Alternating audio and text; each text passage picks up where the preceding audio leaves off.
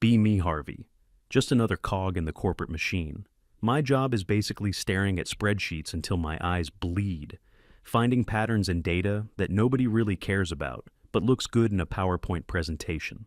It's not glamorous, but it pays the bills. For a few years, life was predictable. Clock in, do the work, clock out. The office had a decent vibe. My corner of the floor was quiet, mostly guys in my department just trying to get through the day. My closest work buddy is Kendrick. He's one of those guys who is deeply cynical about everything, but hides it under a layer of dark humor. You know the type. Sees the world for the soul-crushing joke it is, but at least he's laughing. There's also Saint, a girl from the adjacent department. She's cool, normal, doesn't treat office interactions like a battleground. We'd grab coffee sometimes, complain about deadlines, simple stuff. The ecosystem worked, no drama, just quiet, productive misery. Then our old manager, a guy named Frank, who basically just approved time off requests and forwarded emails, finally retired. For a few weeks, we were adrift. It was bliss. No one watching over our shoulders. We knew it wouldn't last. One day, we get a company-wide email introducing our new department head, Camilla. The email had a picture, professional headshot, sharp blazer, a smile that didn't quite reach her eyes. Her bio was a masterclass in corporate buzzwords, synergizing departmental workflows, fostering inclusive paradigms, actioning a forward-thinking culture of dynamic change. I showed it to Kendrick. He just stared at it for a full minute, then slowly shook his head. He said it looked like an AI was tasked to write the most meaningless mission statement possible. The first day she arrived, the entire atmosphere of the office changed. You could feel it. The air got heavier. She walked through the office like she was inspecting a military barracks. She didn't say hello to anyone, just gave these quick analytical glances into each cubicle, taking mental notes of who to put on a list. Later that day, she scheduled a mandatory, all-hands-on-deck meeting for our department. We all file into the big conference room. Camilla is standing at the front, next to a whiteboard. She waits for everyone to be completely silent before she even starts. She starts talking about her vision for the department. It wasn't about productivity or meeting targets. It was about deconstructing the inherited patriarchal frameworks of our workplace. A few of the guys exchanged confused looks. She said our department had, in her words, a stale, male-centric energy. She wanted to implement changes that would promote a more equitable and emotionally intelligent environment. Kendrick was doodling something on his notepad. I glanced over. It was a gallows. She went on for nearly an hour, talking about microaggressions, unconscious bias, and toxic masculinity. It felt like a lecture from a college course I never signed up for, and definitely didn't want to attend. She kept looking at the men in the room as she talked about these things. Like we were all case studies. She said that to truly build empathy, we needed to move beyond abstract concepts and into practical application. We were all dismissed, feeling weird and unsettled. Over the next week, a bunch of little changes happened. Motivational posters with bizarre corporate feminist slogans appeared on the walls. A woman's place is in the boardroom. Okay, sure, whatever. Smash the glass ceiling and the patriarchy. A bit aggressive for a Tuesday morning, but fine. Then she scheduled a follow-up mandatory meeting. The mood was tense. We all knew this was where the other shoe would drop. We file back into the conference room. Camilla has a box on the table next to her, a plain cardboard box.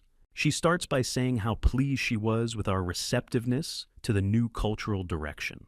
Then she says it's time to implement her first major initiative. She calls it the Walk a Mile policy. She explains that men can never truly understand the systemic disadvantages women face in society and the workplace. We carry a privilege we're not even aware of. To begin to understand, we need to be confronted daily with a fraction of the female burden. She opens the box. Inside are smaller, company-branded pouches and stacks of tampons and sanitary pads. The room went dead silent. You could hear the air conditioning hum. She announced that from now on, every male employee in the department would be required to carry one of the pouches at all times while on company property. Each pouch contained a selection of feminine hygiene products. She said it wasn't about using them, it was about carrying them, to feel the weight of them in our pockets or bags, to have them present in our minds. to be constantly reminded of the biological realities that our female colleagues face, realities that, according to her, the workplace was designed by men to ignore. There was a moment of pure, unadulterated disbelief. I looked around the room. Everyone's face was a perfect mask of, what the hell is happening? One guy, a quiet coder named Mike, actually raised his hand. He asked very politely if she could clarify the purpose of this, as it seemed unrelated to our work duties. Camilla gave him that smile again, the one that wasn't a smile. She told him that his question was a perfect example of male privilege, the inability to see beyond one's own narrow experience.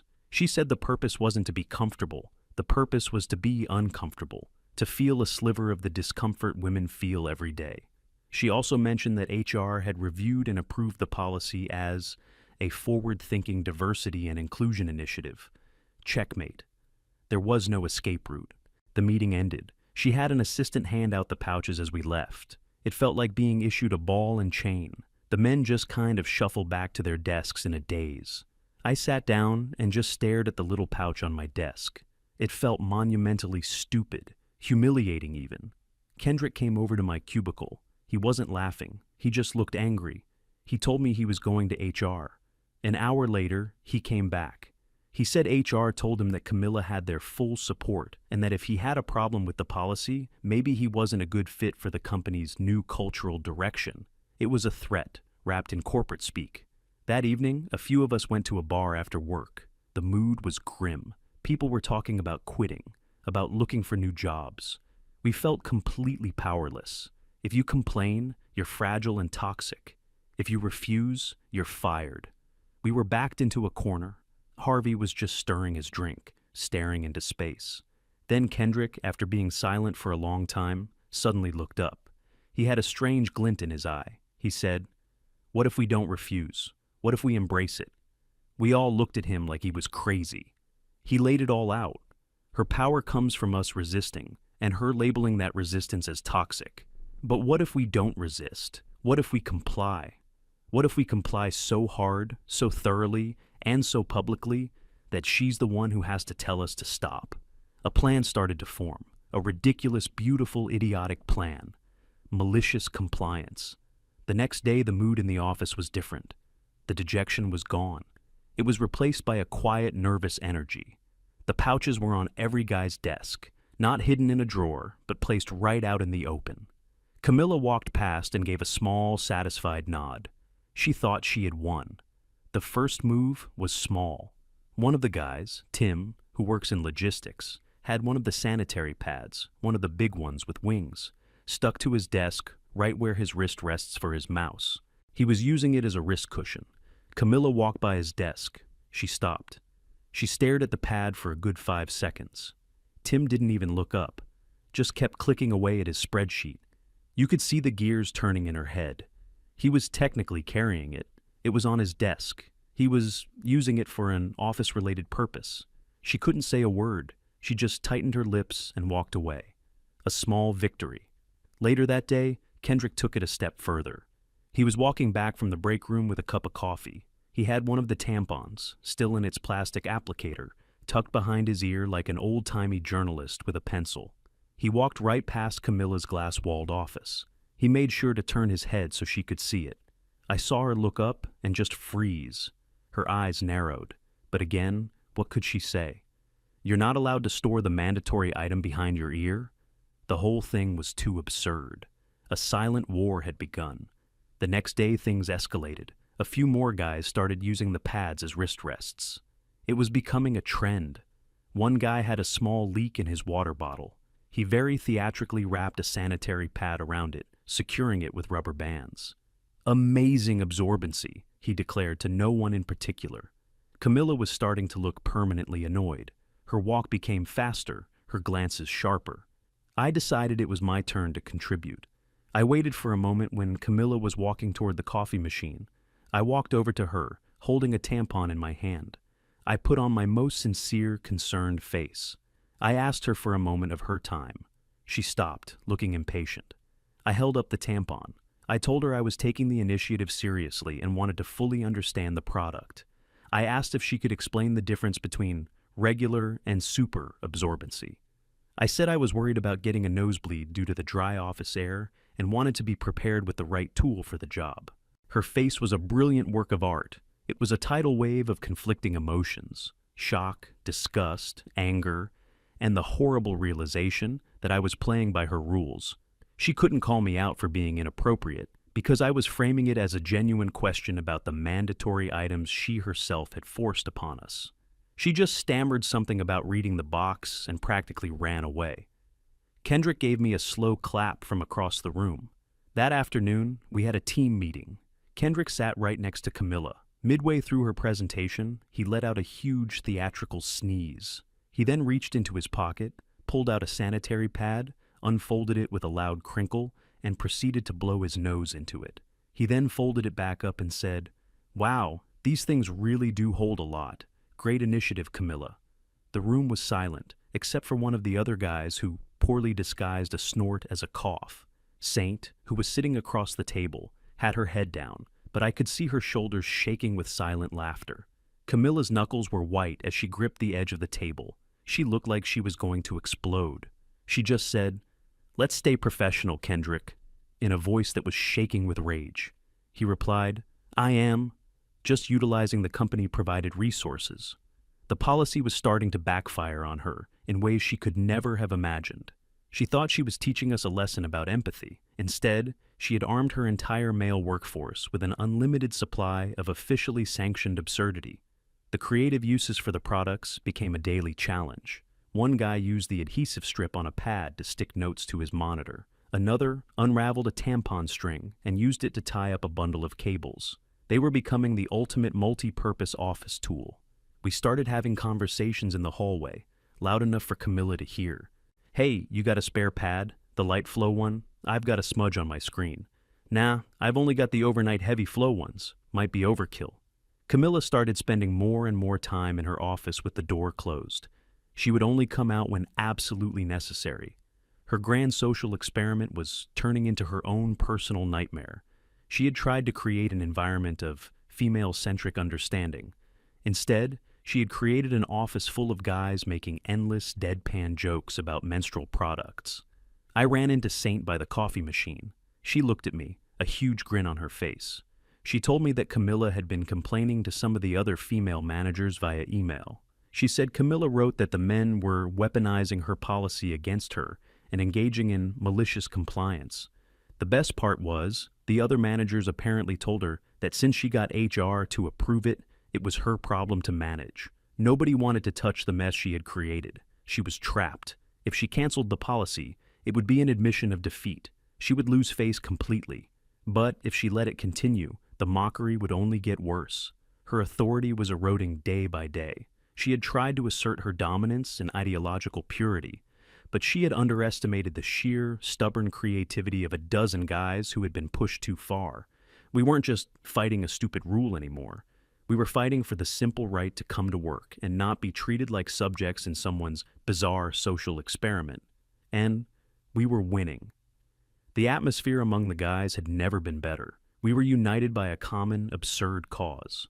The quiet nods in the hallway, the shared smirks when someone came up with a new, ridiculous use for a tampon. It was a strange kind of brotherhood, forged in the fires of corporate insanity. Camilla had wanted us to understand the female experience. Instead, she had accidentally supercharged the male bonding in the office to levels she couldn't possibly comprehend. The ultimate irony. We knew she was plotting something, though. She was too proud to just give up.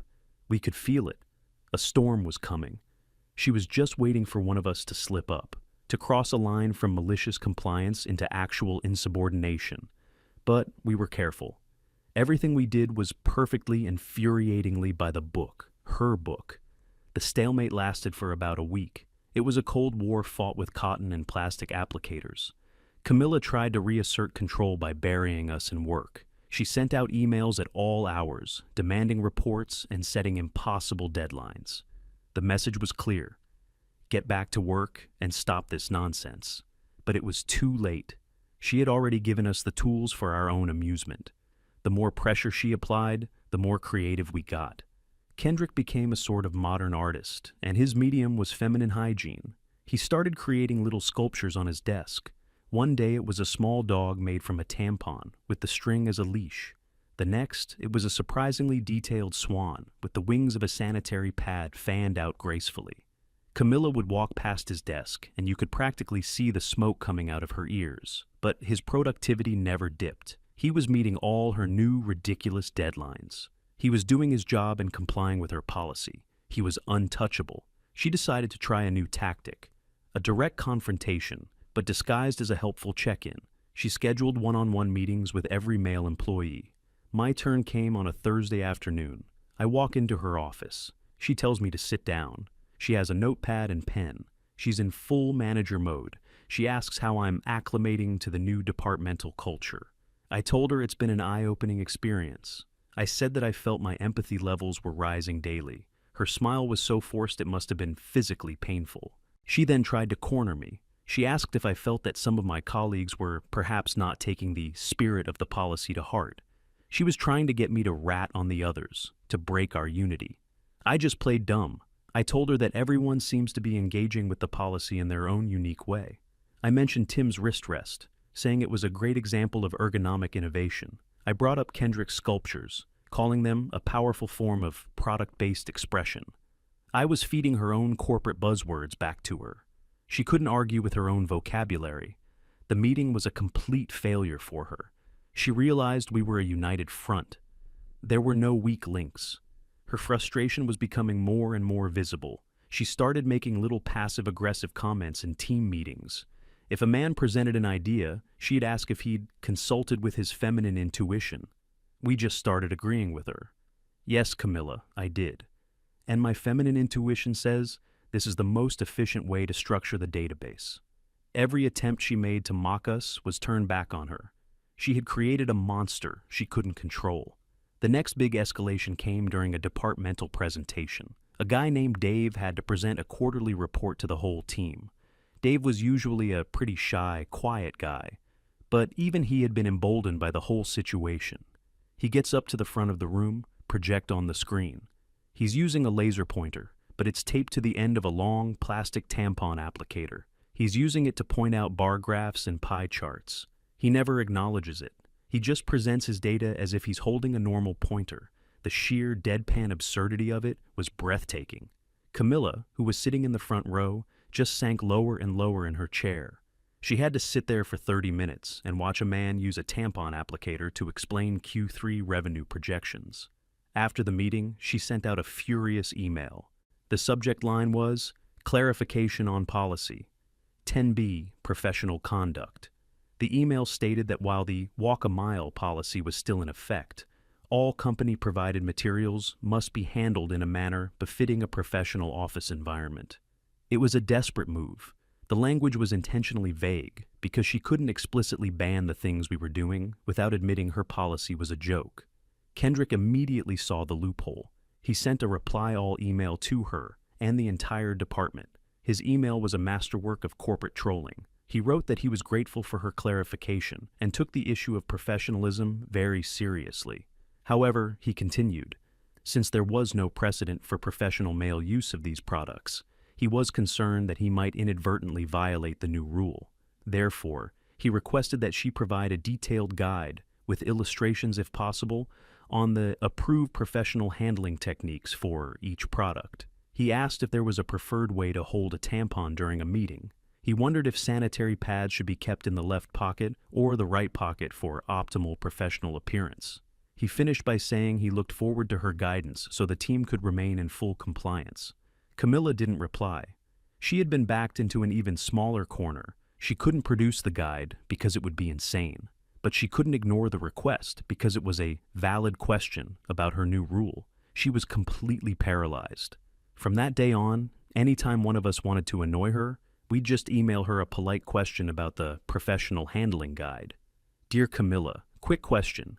Is it considered unprofessional to use the adhesive strip on a pad to remove lint from a suit jacket before a client meeting? She never answered a single one. A few weeks went by like this. The tension just kept building. We knew something had to break eventually. One afternoon, a manager from another division, some guy from finance, came over to our section to ask about a report. He stopped dead in his tracks when he saw our desks. He saw the wrist rests, the cable ties, Kendrick's latest sculpture, a small castle, complete with a tampon string flag. He looked at us like we were a cult. He slowly backed away and went straight to Camilla's office. We saw him through the glass, pointing at our desks and talking animatedly. Camilla just kept shaking her head, trying to downplay it. This was the first sign that her containment of the situation was failing. The absurdity was starting to leak out into the wider company. That evening, Saint sent me a message. She had overheard Camilla on the phone. A huge potential client was scheduled to visit the office in a couple of weeks. They were a big old-school manufacturing company, very conservative. The deal was worth millions. And Camilla was personally in charge of giving them the office tour and the final presentation. This was it, the end game. Kendrick and I gathered a few of the other guys in the break room after most people had left. We told them the news. The client was coming. This was our chance to end this, once and for all.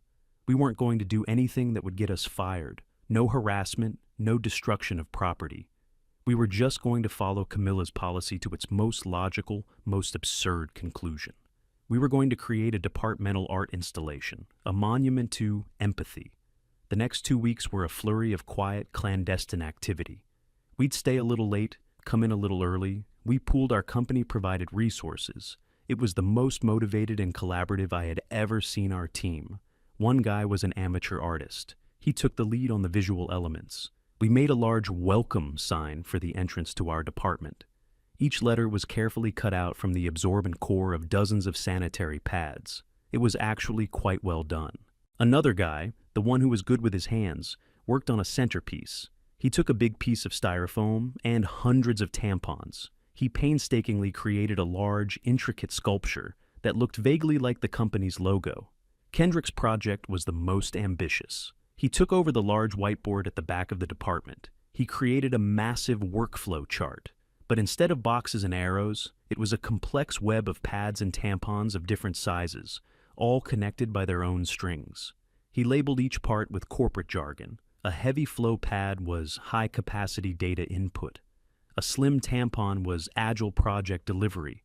It was utterly meaningless, but looked incredibly complex and serious. My contribution was simpler. I took charge of ambiance.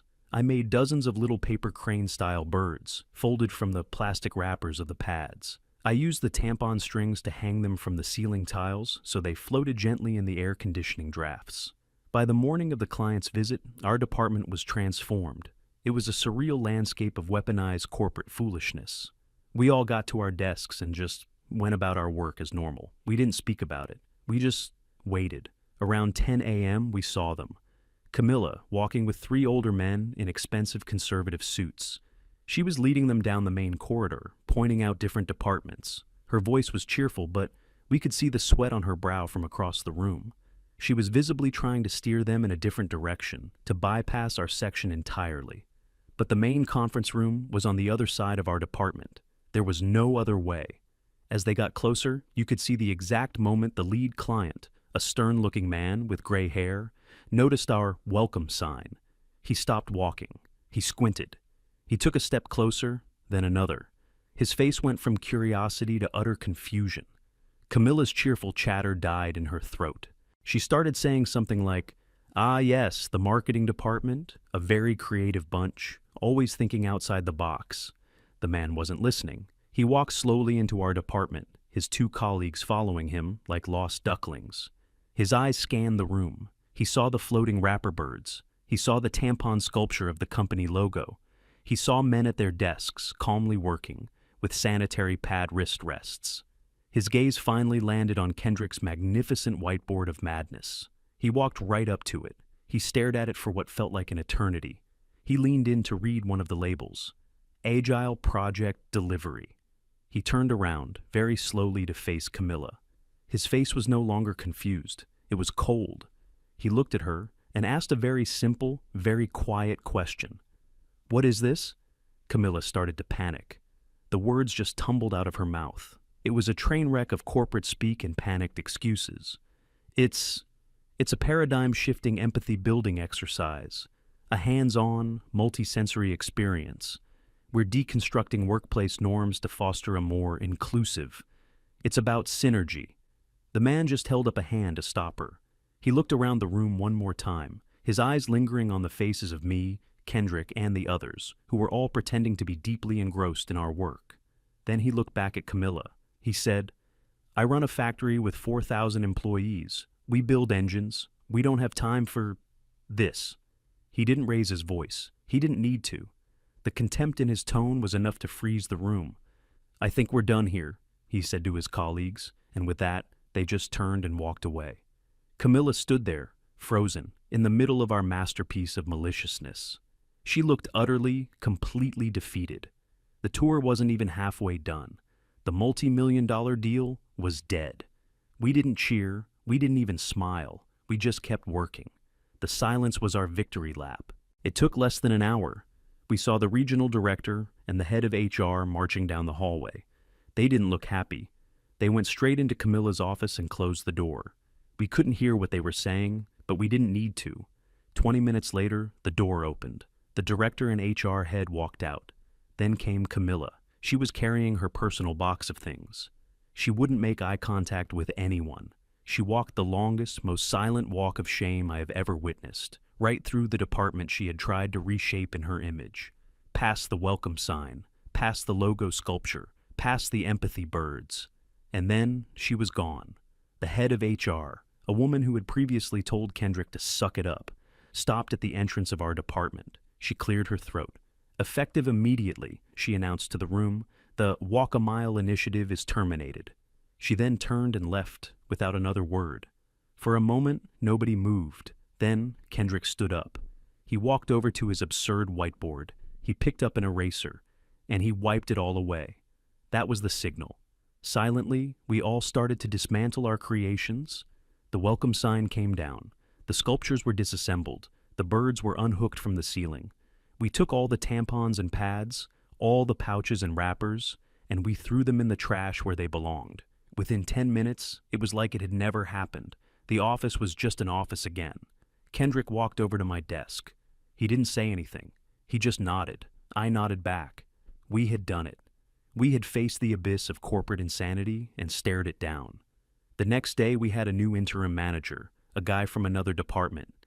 He came in, said hello, told us to just keep doing our jobs, and left us alone. It was beautiful. The peace and quiet felt earned. We had been pushed, and we had pushed back. Not with anger or insults, but with the very tools of our own humiliation. And we had won. The spreadsheets on my screen never looked so good.